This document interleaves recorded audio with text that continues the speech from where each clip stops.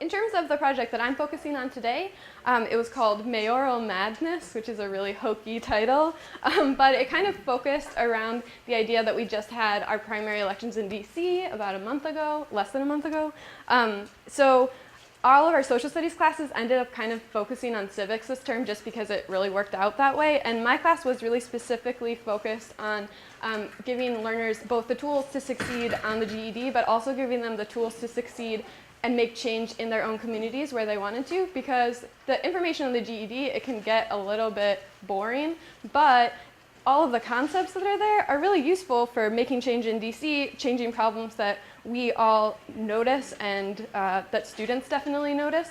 So that was sort of what the class was focused on civics, understanding DC government, and understanding like branches of government, separation of powers, and how that applies on both a federal level and in DC, which is a really special case, obviously.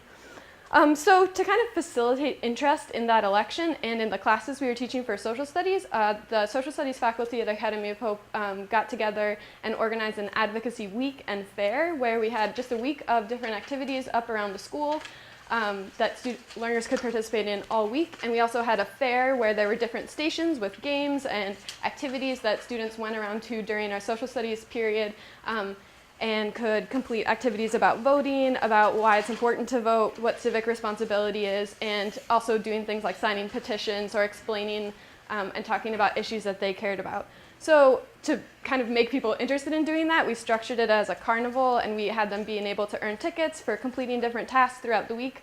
It was really successful. I was not sure that it would be, but it turned out to be really successful. People stayed over an hour late on the day that we did that activity, trying to finish all of the different games and stuff. So learners got really engaged by that idea of getting tickets, which we eventually used to give a pizza party to the final class who won the ticket contest. So what that has to do with projects is that because my class was focused on civics and understanding voting really specifically, my class did a project that they presented at the fair to other learners. So not only is it great because those learners got to know a lot about the mayoral candidates in my class, but they shared their knowledge with other learners. So it's taking it really from just me telling them information about candidates to them telling other people about these candidates in the election. And they did such an amazing job with it. They really, really just did an awesome job. And I'll talk a little bit more about how we got them there. So leading up to the unit that we did this project in, we focused on branches of governments and checks and balances on a federal scale. And before the week before the students got started on their project and got instructions, they received this packet, which Daquana's going to pass around, which is called a DC Government 101 packet. And it just kind of lays down what DC government is like, because it's really different than anywhere else in the world practically. It's just a very, very unique situation. So yes, this is what. So I don't have a copy for everyone. I just have one for every table or so, because it's not important that you read it, just that you know that before we started the project, they did have a really good base foundational knowledge of what DC government was like, because that really informs why we focused on the DC Democratic primary, obviously.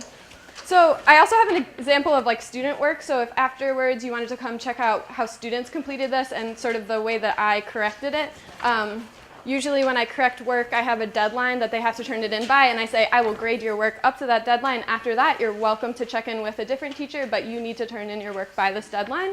I have a folder for every student. They can put their work in the folder when they're finished with it, and then I go through and grade everything. So usually when I grade, I do sort of a pass-fail, so and not a fail, a correct and return. So I use little sunglasses. If there's anything that a student needs to look at again or to think about a little bit deeper, I'll put a little pair of glasses next to that problem and help them sort of unpack that issue and where they could have gone in a different direction with that answer. So this was sort of the foundation of where we started from, and I think it's really important when you're doing projects to have that really solid foundation before you just throw things at them. When I first started doing projects, I would sometimes just say, here, do this. And they'd be like, wait, what about all the stuff that came before that? So I've learned that the most important thing is just making sure that students are all at the same level and really with you when you start that project, because they'll be doing a lot of independent work and you won't be able to monitor all of the steps that they're taking. So they did that packet. The packet is basically like a DOK level 1-2 packet. There's elements of 3 in it, but it's really just understanding the information and being able to give it back to me and kind of understand a little bit about why that's important information. It also helps if you have some kinds of just regular type readings for students who prefer to do reading over projects. It can help them while they might be struggling on different elements of the project.